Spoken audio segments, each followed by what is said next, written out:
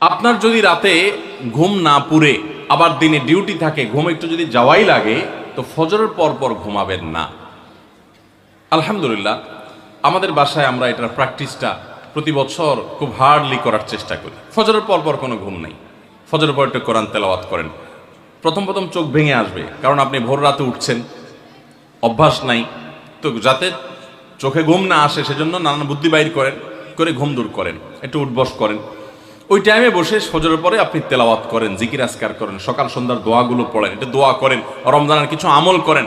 এশাকের নামাজের ওয়াক্ত হয়ে গেছে, 2 রাকাত নামাজ পড়ে এরপর আপনি পারলে দরকার হলে শুয়ে যান, কিন্তু ফজরের পর পর শুয়ে যাবেন না। এটা একটা ভুল, কারণ নবী করিম সাল্লাল্লাহু আলাইহি সাল্লাম সকালের এই সময়টার জন্য দোয়া করেছেন, আল্লাহুম্মা বারিক লি উম্মতি ফি বুকুরিহা, আল্লাহ আমার উম্মত জন্য সকালের সময়টাতে বরকত দান করুন। আর ওই সময় আপনি ঘুমায় থাকছেন।